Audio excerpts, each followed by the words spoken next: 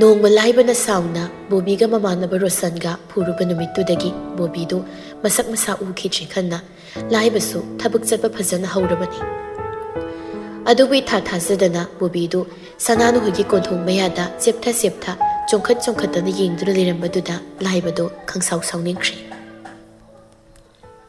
ꯂꯥꯏꯕ ꯕꯣꯕꯤꯒꯤ ꯃꯉꯛꯁꯝꯒꯤ ꯐꯨꯔꯤꯠꯇꯨꯗ ꯄꯥꯏꯁꯤꯟꯗꯨꯅ "ꯅꯪꯒꯤꯁꯤ ꯃꯤ ꯎꯁꯤꯠꯇ꯭ꯔꯤꯔꯣ ꯍꯥ?" ꯍꯥꯏꯗꯨꯅ ꯂꯥꯏꯕ ꯁꯥꯎꯅ ꯍꯟꯖꯤꯟ ꯕꯣꯕꯤꯒꯤ ꯃꯃꯥꯏꯗꯨꯗ ꯀꯤꯟꯅ ꯊꯤꯜꯂꯤ꯫ ꯕꯣꯕꯤꯗꯨ ꯃꯁꯥꯒꯤ ꯁꯥꯟꯅꯕ ꯈꯔ ꯍꯩꯕꯅꯤꯅ ꯁꯔꯤꯠ ꯁꯔꯥꯛ ꯈꯔ ꯇꯧꯗꯨꯅ ꯂꯥꯏꯕꯗꯒꯤ ꯅꯥꯟꯊꯣꯛꯅꯕ ꯍꯣꯠꯅꯩ꯫ ꯂꯥꯏꯕ ꯁꯥꯎꯅ ꯕꯣꯕꯤꯗ ꯌꯦꯡꯗꯨꯅ "ꯍꯟꯖꯤꯟ ꯉꯥꯡꯗꯅ ꯐꯨ ꯆꯩꯗꯅ ꯇꯧꯔꯗꯨꯗ ꯃꯤ ꯎꯁꯤꯠꯇꯗꯅ ꯑꯩꯒꯤ ꯅꯥꯛꯁꯤꯗ ꯑꯃꯨꯛ ꯂꯥꯛꯄ ꯉꯝꯂꯤꯕꯅꯤꯅꯦ ꯍꯥ?" "ꯀꯀꯥ, ꯑꯩ ꯀꯩꯅꯣꯝꯇ ꯍꯥꯏꯒꯦ ꯂꯥꯛꯄꯅꯤ, ꯀꯀꯥꯅ ꯂꯥꯟꯅ ꯈꯜꯂ ꯃꯥꯜꯂꯦ." "ꯀꯔꯤ ꯂꯥꯟꯅ ꯈꯟꯕ ꯍꯥꯏꯗꯤ ꯀꯔꯤ? ꯃꯤ ꯎꯁꯤꯠꯇ꯭ꯔꯤ ꯃꯇꯤꯛ ꯊꯛꯁꯤ ꯈꯥꯁꯤ ꯈꯪꯗꯦꯅꯦ, ꯅꯠꯇꯦ ꯅꯪꯅ ꯁꯤꯗ ꯇꯣꯏꯅ ꯁꯅꯥ ꯂꯨꯝꯕ ꯂꯥꯛꯂꯤꯕꯗꯨ ꯑꯩꯅ ꯈꯪꯂꯝꯂꯣꯏ ꯈꯜꯂꯤꯕ꯭ꯔꯣ? ꯅꯣꯡꯃꯥꯡꯈꯥ ꯈꯔ ꯊꯤꯕ ꯂꯥꯛ, ꯂꯩꯄꯨꯡ ꯈꯥꯡ ꯈꯔ ꯍꯦꯛꯄ ꯂꯥꯛ ꯇꯧꯁꯤꯟꯅꯔꯒ ꯀꯣꯟꯊꯣꯡꯁꯤꯗ ꯆꯦꯞꯊꯗꯅ ꯏꯃꯨꯡꯗ ꯌꯦꯡꯕꯒꯤ ꯀꯔꯤ ꯑꯥꯔꯊꯅꯣ?" ꯕꯣꯕꯤ ꯃꯈꯨꯠ ꯂꯣꯟꯅꯗꯨꯅ "ꯀꯀꯥ, ꯑꯩ ꯑꯗꯨꯝꯅ ꯇꯧꯕ ꯃꯤ ꯅꯠꯇꯦ. ꯍꯟꯗꯛ ꯆꯍꯤꯁꯤꯗ ꯁꯥꯟꯅꯕ ꯆꯠꯄꯁꯦ ꯈꯔ ꯇꯣꯏꯗꯨꯅ ꯁꯅꯥꯅꯨꯗ ꯅꯣꯠ ꯍꯪꯕ ꯂꯥꯛꯄꯅꯤ. ꯃꯥꯁꯨ ꯌꯨꯝꯗꯒꯤ ꯃꯄꯥꯟ ꯀꯌꯥ ꯊꯣꯛꯀꯟꯗꯕꯗꯨꯗ." "ꯅꯪꯅ ꯅꯆꯤꯟ ꯊꯤꯔꯒ ꯑꯩꯅ ꯍꯦꯛꯇ ꯊꯥꯖꯒꯗꯕ ꯅꯠꯇꯦ. ꯑꯣꯏꯕ ꯌꯥꯏ ꯌꯥꯗꯦ ꯈꯪꯗꯅ ꯇꯧꯕ ꯌꯥꯔꯅꯤ ꯄꯪꯇꯧ ꯇꯧꯔꯛꯀꯅꯨ. ꯅꯪꯒ ꯑꯩꯒꯁꯦ ꯅꯨꯃꯤꯠ ꯊꯥ ꯎꯕ ꯑꯩ ꯅꯍꯥꯟꯂꯤ ꯈꯪꯂꯕ꯭ꯔꯣ? ꯑꯁꯦꯡꯕ ꯆꯨꯝꯕ ꯈꯪꯂꯕꯁꯤꯗ ꯅꯪꯅ ꯑꯩꯉꯣꯟꯗ ꯋꯥ ꯑꯃꯨꯛ ꯂꯣꯠꯂꯗꯅ. ꯏꯕꯣ, ꯅꯪ ꯅꯅꯝꯗꯣ ꯇꯠꯄ ꯃꯈꯩ ꯐꯨꯊꯔꯗꯤ ꯂꯩꯀꯥꯏ ꯈꯨꯃꯩ ꯑꯣꯏꯅꯤꯗꯣ. ꯂꯩꯀꯥꯏ ꯃꯁꯦꯜ ꯑꯣꯏꯔꯒ ꯅꯃꯥꯟꯅꯕꯤꯕꯨ ꯂꯨꯝꯅꯤꯅ ꯂꯨꯝꯕ ꯂꯥꯛꯂꯤꯕ ꯅꯪꯅ ꯍꯦꯟꯅ ꯉꯛꯈ꯭ꯔꯦꯅꯦ. ꯏꯆꯥ ꯁꯅꯥꯗꯤ ꯃꯄꯥ ꯑꯩꯅ ꯍꯥꯏꯕ ꯏꯟꯗꯧꯕ, ꯑꯩꯒꯤ ꯑꯄꯥꯝꯕꯗꯣ ꯃꯥꯅ ꯊꯨꯡꯍꯟꯒꯗꯧꯔꯤꯕꯅꯤ." ꯁꯅꯥꯅꯨꯅ ꯂꯣꯟꯅ ꯅꯨꯄꯥ ꯀꯣꯏꯕꯗꯅ ꯀꯩꯁꯨ ꯍꯥꯏꯗꯕ, ꯑꯗꯨꯒ ꯄꯤꯛꯂꯤꯉꯩꯗꯒꯤ ꯂꯨꯅ ꯆꯥꯟꯅ ꯇꯤꯟꯅꯔꯛꯄ ꯑꯩꯕꯨꯅ ꯂꯩꯀꯥꯏ ꯃꯁꯦꯜ ꯍꯥꯏꯕꯗꯨꯗꯤ ꯐꯖꯃꯟꯗꯦ꯫ ꯂꯥꯏꯕ ꯉꯛꯅ "ꯀꯔꯤ? ꯃꯥꯕꯨ ꯅꯨꯄꯥ ꯀꯣꯏ ꯍꯥꯏꯕ?" "ꯑꯩꯈꯣꯏ ꯀꯣꯂꯦꯖꯇꯒꯤ ꯁꯅꯥꯅꯨ ꯃꯣꯏꯅꯤ ꯈꯪꯅꯕ ꯆꯍꯤ 2-3 ꯍꯦꯜꯂꯝꯃꯅꯤ. ꯑꯩꯈꯣꯏ ꯂꯩꯀꯥꯏꯗ ꯈꯣꯡꯅꯥꯡꯈꯣꯡꯁꯤꯗ ꯅꯨꯡꯇꯤꯒꯤ ꯅꯨꯃꯤꯠ ꯈꯨꯗꯤꯡꯒꯤ ꯂꯨꯝꯕ ꯂꯥꯛꯂꯒ ꯅꯝꯐꯨ ꯍꯥꯐꯨꯗ ꯀꯣꯏꯔꯤ. ꯑꯗꯨꯒ ꯁꯅꯥꯅꯨꯅ ꯂꯣꯟꯅ ꯌꯨꯝꯗꯒꯤ ꯊꯣꯛꯂꯒ ꯅꯨꯄꯥꯗꯨꯒ ꯎꯅꯕꯗꯤ ꯀꯀꯥꯅ ꯀꯩꯁꯨ ꯍꯥꯏꯗꯦ." ꯂꯥꯏꯕ ꯃꯈ꯭ꯋꯥꯡ メꯠꯇꯨꯅ "ꯀꯔꯤ ꯅꯨꯄꯥꯗꯨꯒ? ꯐꯩ, ꯑꯩ ꯑꯁꯦꯡꯕ ꯈꯪꯗꯣꯛꯀꯦ. ꯅꯨꯄꯥꯗꯨꯒꯤ ꯃꯃꯤꯡꯗꯤ ꯀꯔꯤ ꯀꯧꯏ?" "ꯍꯦꯅꯔꯤ ꯀꯧꯕꯅꯤ." "ꯃꯃꯤꯡꯁꯤꯈꯛ ꯍꯥꯏꯕꯗ ꯃꯁꯥꯅ ꯒ꯭ꯌꯥꯟ ꯇꯥꯔꯒꯅꯤ. ꯊꯥꯖꯗ꯭ꯔꯒ ꯀꯀꯥꯁꯨ ꯁꯅꯥꯅꯨꯅ ꯆꯠꯄꯗ ꯁꯤꯟꯅꯨ. ꯁꯤꯗꯁꯨ ꯁꯅꯥꯅꯨꯅ ꯀꯣꯂꯦꯖ ꯆꯠꯊꯣꯛ ꯆꯠꯁꯤꯟ ꯇꯧꯕꯗ ꯊꯤꯟꯗꯣꯛ ꯊꯤꯟꯖꯤꯟ ꯇꯧꯕꯅꯤ." ꯂꯥꯏꯕꯗꯨ ꯁꯥꯎꯅꯤꯡꯅ ꯂꯩꯔꯤꯉꯩ ꯕꯣꯕꯤꯗꯨ ꯃꯆꯤꯟꯕꯥꯜ ꯆꯤꯡꯈꯠꯂꯞ ꯇꯧꯅ ꯅꯣꯛꯅꯤꯡꯗ ꯅꯣꯛꯂꯒ ꯆꯠꯈ꯭ꯔꯦ꯫ ꯂꯥꯏꯕꯁꯨ ꯑꯁꯦꯡꯕ ꯑꯝꯇꯪꯗꯤ ꯈꯪꯒꯦ ꯈꯟꯗꯅ ꯁꯅꯥꯅꯨꯅ ꯀꯣꯂꯦꯖ ꯊꯣꯛꯈꯤꯕꯒ ꯀꯅꯥꯒ ꯎꯅꯩ, ꯀꯅꯥꯒ ꯆꯠꯃꯤꯟꯅꯩ ꯍꯥꯏꯗꯅ ꯁꯦꯟꯅꯩ. ꯑꯗꯨꯕꯨ ꯆꯠꯈꯤꯕꯗꯗꯤ ꯀꯅꯥꯒꯨꯝꯕ ꯊꯦꯡꯅꯕ ꯎꯗꯕꯗꯨꯗ ꯀꯣꯂꯦꯖ ꯍꯜꯂꯛꯄ ꯉꯥꯏꯔꯝꯕꯅꯤ꯫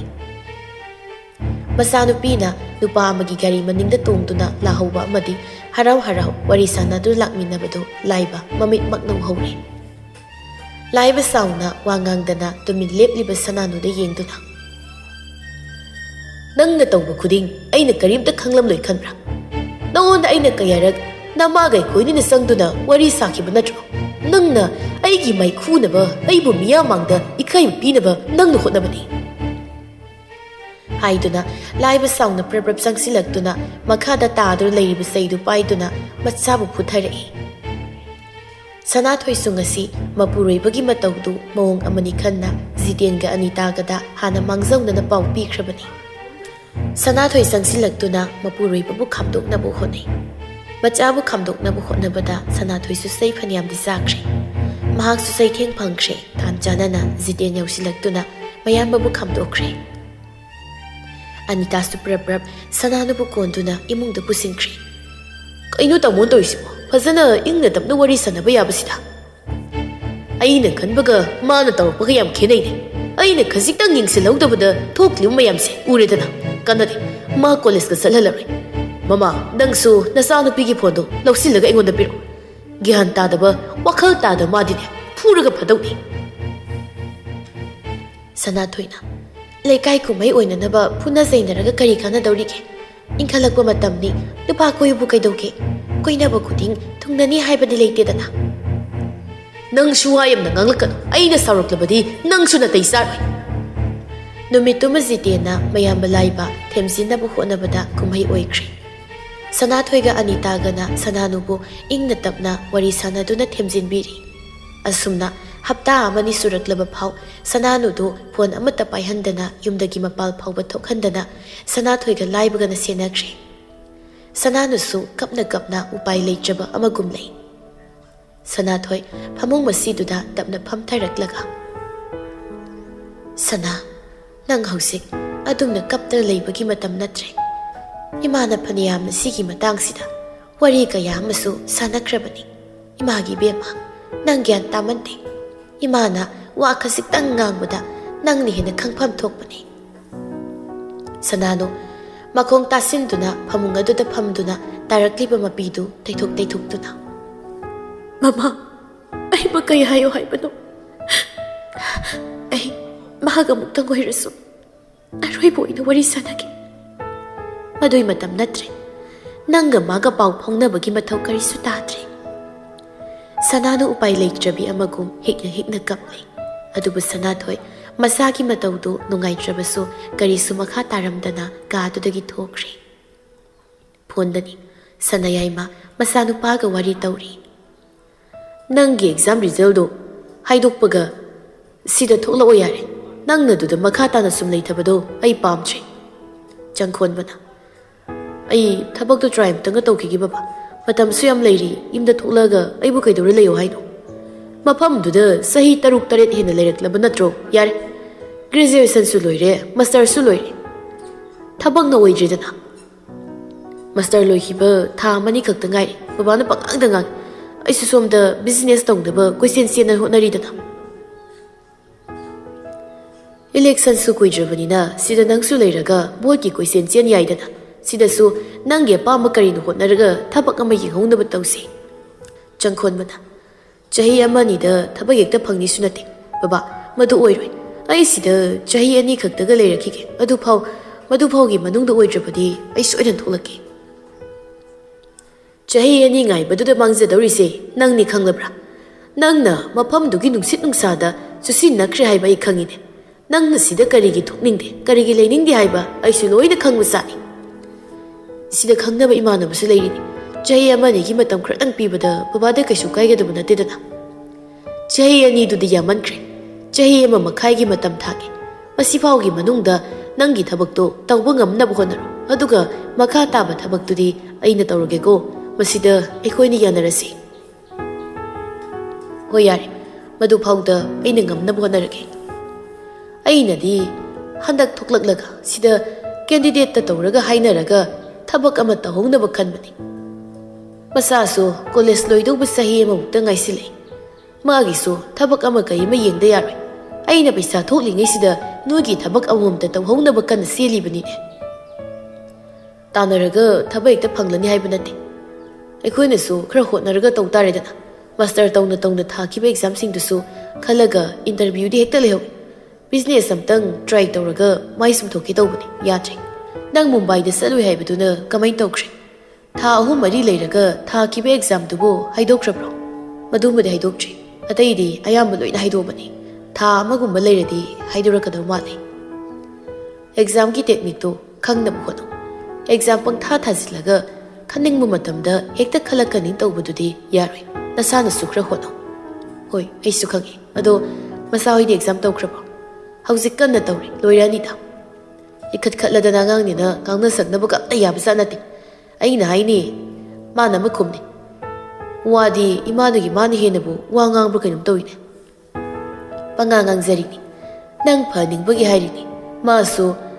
thamu noi baba lai boida leirubudagi yam hongi namagi mateng su yam pangi chai sang thong thakpaga loi hairabani nang suni nupani kaina karim tahita khotabadu de yaroi ngamnaba honarakadaba ngangtani nangsu hostel da leiraga nasana nasagi hainabido khara semdokpa phaiko hoi mama di leitro baba office taro nate yumdani namadu sakum da lei ai kaurki wari sano haiduna sana yaima chakumlumda onsinduna lembi kauri mama ai taraba nangbo som damta laune changkhon bana Makut nai dum hairaga thabakna sulep hek leptabani pothaba heitabi masibu kamai tawnu khangdene masagi ida yawraklaba hainabini noidi nama dawna tawbam ta yawdene isan sungaire nang sungaire thabak tawbada pangam sane lembi ka da sanglaktuna kaidawrage ai kauribo sanayaima phone lembi da piduna se ibungoni wari ngak sanaro lembi sofa tu da phamtharaktuna phone du pairaga ibungo hau mamadi anaye yawdedana yawde imadi naba hinaba mi nateda aina naraga kanana seba tawbidoino ado nangbu exam loirabro haima adudi nangsu yumda tholakpa yare na kaidawrunya aduda leitharaga mata mangnabani nang baba nasu sida thabak ama tawnaba interview gumba yawnaba haibani nangna yumda lengda leiradi imasu wakhal sikhra nungai roidra baba da su haikrabani ai chahi mama khai leirakhigena sida thabak ama kai mathiraga gyan tana yumda lagi tawbani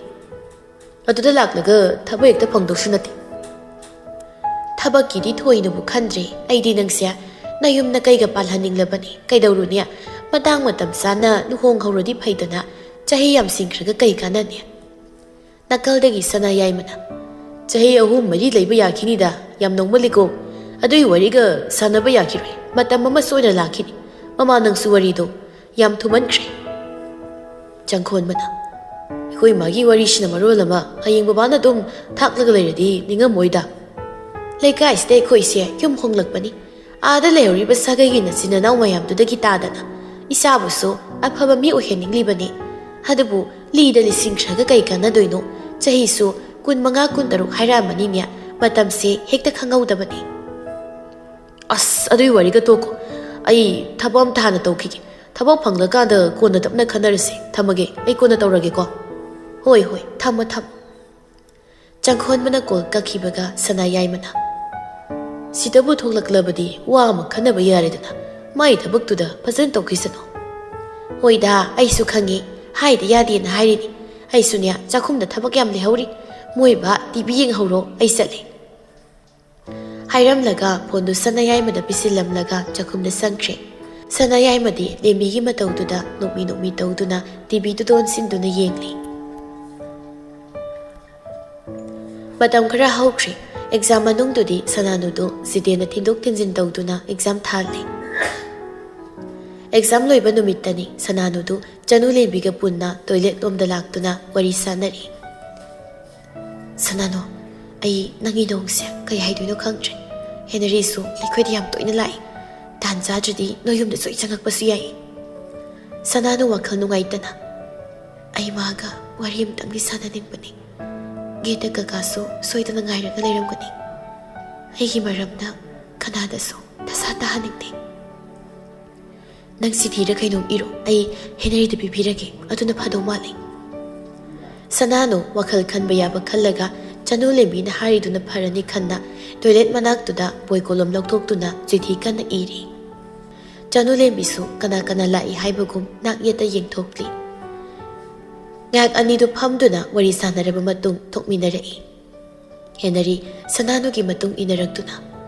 sanano gaiko warim de sakisi sanano chalambadagi satleplaga wari sanabagi matam natri chanu lembi da chithi piramani kakana geta ngai leire chakhrage ai nangi wakalna du yongna aibu mirai birakani haibadi khaludabani kayam kuire aina nanga wari sanarabadi khanna noida lakhiba college ta ngai khiba khuding mak thoklakani khangna tawkiba ngaktani ai khangna ira lebi tahangano ai pumda makse pulom moina puduna chatpa yawai chithi du paro ai phone su pai de nang khangliba natro ai condition se nang su khradi khanglamgani khali chanu lembi ga su pau phaunaro ai chilagi thegi nya pau leithadaba makai wari sanabagi dansa phau pida makai asumda leiraklibase thama pharaklamnani asumda kayam kuina aibu khang khwairi do kasi exam loire karam kanda unaba sangni haibisu khangte ai su khangi adubu matang satri ai thongnam da leitri pangkal thokpa ngamtri nangna ayuraga thairaga se leisa kuirabani amuktang phajana wari sanabagi tansa dudi ꯋꯥ ꯃꯈꯥ ꯇꯥꯕ ꯅꯪꯗ꯭ꯔꯤꯉꯩ ꯖꯤꯇꯦꯟꯗꯨ ꯆꯪꯁꯤꯜꯂꯛꯇꯨꯅ ꯍꯦꯅꯔꯤꯗ ꯌꯦꯡꯗꯨꯅ ꯀꯩꯁꯨ ꯅꯠꯇꯕꯗ ꯑꯐꯥꯎ ꯁꯥꯟꯅꯔꯣꯏꯁꯤ ꯑꯩ ꯃꯤ ꯐꯨꯅꯤꯡꯗꯦꯀꯣ ꯁꯅꯥ ꯂꯥꯛꯑꯣ ꯅꯪ ꯀꯀꯥꯕꯨ ꯋꯥ ꯌꯥꯝ ꯉꯥꯡꯍꯟꯒꯅꯨ ꯁꯅꯥꯅꯨ ꯍꯦꯅꯔꯤꯗ ꯍꯟꯅ ꯌꯦꯡꯂꯝꯗ ꯃꯃꯥꯡ ꯊꯥꯗꯨꯅ ꯒ꯭ꯔꯣꯡ ꯒ꯭ꯔꯣꯡ ꯆꯠꯈ꯭ꯔꯦ ꯃꯐꯝꯁꯤꯗ ꯁꯥꯇ꯭ꯔ ꯀꯌꯥ ꯑꯃꯁꯨ ꯂꯩ ꯍꯥꯏꯕꯒꯤ ꯅꯪꯉꯣꯟꯗ ꯀꯔꯤꯁꯨ ꯇꯧꯔꯝꯗꯕꯅꯤ ꯃꯤ ꯎꯁꯤꯜꯂꯛꯇ꯭ꯔꯕꯗꯤ ꯎꯁꯤꯠꯇꯕꯒꯤ ꯊꯕꯛ ꯇꯧꯔꯛꯀꯅꯤ ꯍꯥꯏꯕ ꯀꯥꯎꯒꯅꯨ ꯃꯆꯥ ꯅꯪꯁꯨ ꯌꯨꯝꯗ ꯍꯟꯈ꯭ꯔꯣ ꯑꯣꯏꯔꯣꯏ ꯄꯥꯔꯣꯏꯗ ꯃꯤꯒ ꯋꯥꯔꯤ ꯁꯥꯟꯅꯔꯒ ꯀꯀꯥ ꯍꯣꯏꯕꯨ ꯏꯀꯥꯏ ꯄꯤꯅꯕ ꯍꯣꯠꯅꯔꯛꯀꯅꯨ ꯍꯥꯏꯔꯝꯂꯒ ꯖꯤꯇꯦꯟꯗꯨ ꯌꯥꯝ ꯁꯥꯎꯅ ꯆꯠꯈ꯭ꯔꯦ ꯍꯦꯅꯔꯤꯅ ꯆꯅꯨꯂꯦꯝꯕꯤ ꯑꯩ ꯃꯥꯒ ꯐꯖꯅ ꯋꯥꯔꯤ ꯌꯥꯝ ꯁꯥꯟꯅꯅꯤꯡꯉꯤ ꯃꯥꯅꯕꯨ ꯋꯥꯔꯧꯔꯝꯒꯅꯤ ꯍꯥꯏꯕ ꯑꯩ ꯈꯪꯉꯤ ꯑꯗꯨꯕꯨ ꯋꯥ ꯑꯃ ꯐꯥꯎ ꯍꯥꯏꯕ ꯉꯝꯗꯕꯁꯦ ꯑꯩ ꯅꯨꯡꯉꯥꯏꯇꯦ ꯁꯅꯥꯅꯨꯅ ꯄꯤꯔꯝꯕ ꯆꯤꯊꯤꯗꯨ ꯍꯦꯅꯔꯤꯗ ꯄꯤꯔꯒ ꯁꯤ ꯁꯅꯥꯅꯨꯅ ꯄꯤꯔꯝꯕꯅꯤ ꯍꯦꯅꯔꯤ ꯅꯪꯁꯨ ꯋꯥꯈꯜ ꯈꯔ ꯈꯟꯊꯍꯟꯅꯤꯡꯉꯤ ꯁꯅꯥꯅꯨꯒꯤ ꯕꯕꯥꯒ ꯀꯀꯥꯒꯁꯦ ꯈꯔ ꯁꯥꯊꯤꯕꯅꯤ ꯐꯔꯒꯗꯤ ꯌꯥꯝ ꯐꯕ ꯁꯥꯎꯔꯛꯂꯒꯗꯤ ꯍꯥꯏ ꯀꯥꯟꯅꯗꯦ ꯅꯪ ꯈꯛꯇꯒꯤꯁꯨ ꯈꯟꯒꯅꯨ ꯃꯈꯣꯏꯅ ꯁꯅꯥꯅꯨꯕꯨꯁꯨ ꯐꯨ ꯆꯩꯗꯨꯅ ꯂꯥꯛꯅꯔꯝꯒꯅꯤ ꯍꯥꯏꯕꯁꯨ ꯈꯜꯂꯨ ꯑꯩ ꯅꯣꯏꯅꯤꯒꯤ ꯃꯇꯦꯡ ꯄꯥꯡꯒꯗꯕꯁꯨ ꯑꯩ ꯉꯝꯗꯦ ꯍꯦꯅꯔꯤ ꯅꯪ ꯋꯥꯈꯜ ꯈꯟꯊꯈꯣ ꯁꯅꯥꯅꯨꯁꯨ ꯃꯊꯥ ꯌꯥꯝ ꯁꯥꯔꯦ ꯌꯥꯝ ꯋꯥꯔꯦ ꯍꯥꯏꯕ ꯑꯩ ꯈꯪꯉꯤ ꯄꯨꯝꯅꯃꯛꯁꯦ ꯀꯥꯏꯅꯔꯒꯗꯤ ꯑꯩꯈꯣꯏꯅꯤ ꯁꯤ ꯌꯧꯅ ꯆꯩꯊꯦꯡ ꯐꯪꯂꯝꯂꯣꯏ ꯑꯗꯨꯕꯨ ꯆꯅꯨꯂꯦꯝꯕꯤ ꯃꯥ ꯑꯩ ꯀꯥꯏꯅꯔꯒ ꯐꯪꯒꯗꯧꯔꯤꯕ ꯑꯋꯥꯕꯁꯤꯗꯤ ꯀꯔꯝꯕ ꯋꯥꯍꯩꯅ ꯊꯦꯝꯖꯤꯟꯕ ꯉꯝꯒꯅꯤ ꯑꯩꯒ ꯃꯥꯒ ꯈꯪꯅꯔꯝꯗ꯭ꯔꯕꯗꯤ ꯃꯥꯅ ꯉꯁꯤ ꯇꯥꯔꯤꯕ ꯑꯋꯥꯕꯁꯦ ꯇꯥꯔꯝꯗꯕꯁꯨ ꯌꯥꯏ ꯍꯥꯏꯗꯨꯅ ꯆꯅꯨꯂꯦꯝꯕꯤꯅ ꯄꯤꯔꯛꯄ ꯆꯤꯊꯤꯗꯨ ꯄꯥꯏꯗꯨꯅ ꯍꯦꯅꯔꯤꯗꯨ ꯆꯠꯈ꯭ꯔꯦ ꯁꯅꯥꯅꯨ ꯑꯃꯗꯤ ꯍꯦꯅꯔꯤꯒꯤ ꯃꯇꯧ ꯑꯗꯨꯗ ꯆꯅꯨꯂꯦꯝꯕꯤ ꯃꯊꯃꯣꯏ ꯁꯣꯛꯅ ꯀꯔꯤꯁꯨ ꯃꯇꯦꯡ ꯄꯥꯡꯕ ꯉꯝꯗ꯭ꯔꯕꯒꯨꯝ ꯅꯨꯡꯉꯥꯏꯇꯅ ꯂꯦꯞꯇꯨꯅ ꯂꯩꯍꯧꯔꯤ ꯀꯅꯥꯒꯤ ꯃꯔꯥꯜꯕꯨ ꯑꯣꯏꯔꯨꯅꯤ ꯊꯣꯛꯂꯤꯕ ꯊꯧꯗꯣꯛ ꯃꯌꯥꯝꯁꯤꯗ ꯀꯅꯥꯅ ꯂꯥꯜꯂꯤ ꯀꯅꯥꯅ ꯆꯨꯝꯃꯤ ꯀꯅꯥꯅ ꯍꯥꯏꯕ ꯉꯝꯒꯅꯤ ꯍꯦꯅꯔꯤꯒ ꯁꯅꯥꯅꯨꯒꯅ ꯑꯁꯨꯛ ꯅꯨꯡꯁꯤꯅꯔꯝꯗ꯭ꯔꯕꯗꯤ ꯆꯅꯨꯂꯦꯝꯕꯤ ꯀ꯭ꯔꯤꯁꯤ ꯚꯤꯛꯇꯔ ꯙꯅꯔꯥꯖ ꯃꯈꯣꯏꯅ ꯃꯄꯨꯡ ꯐꯥꯅ ꯍꯦꯅꯔꯤꯒꯤ ꯃꯇꯦꯡ ꯄꯥꯡꯕ ꯑꯣꯏꯅ ꯁꯅꯥꯅꯨꯗ ꯌꯥꯅꯕ ꯇꯛꯁꯤꯜꯂꯝꯗ꯭ꯔꯕꯗꯤ ꯍꯦꯅꯔꯤꯒ ꯁꯅꯥꯅꯨꯒ ꯊꯦꯡꯅꯔꯝꯗ꯭ꯔꯕꯗꯤ ꯍꯦꯅꯔꯤ ꯚꯤꯛꯇꯔ ꯑꯃꯗꯤ ꯙꯅꯔꯥꯖꯅ ꯅꯨꯄꯤ ꯑꯎꯕ ꯀꯣꯏꯅꯕ ꯄ꯭ꯂꯥꯟ ꯌꯥꯠꯂꯝꯗ꯭ꯔꯕꯗꯤ ꯍꯦꯅꯔꯤꯅ ꯗꯦꯕꯤꯅꯥ ꯀꯥꯏꯅꯔꯝꯗ꯭ꯔꯕꯗꯤ ꯍꯦꯅꯔꯤꯒ ꯁꯅꯥꯅꯨꯒꯅ ꯇꯥꯏꯕꯪꯄꯥꯜ ꯑꯁꯤꯗ ꯄꯣꯛꯂꯝꯗ꯭ꯔꯕꯗꯤ ꯃꯁꯤꯒꯤ ꯊꯧꯗꯣꯛꯁꯤꯡ ꯑꯁꯤ ꯊꯣꯛꯂꯝꯂꯣꯏ ꯍꯥꯏꯒꯗ꯭ꯔꯥ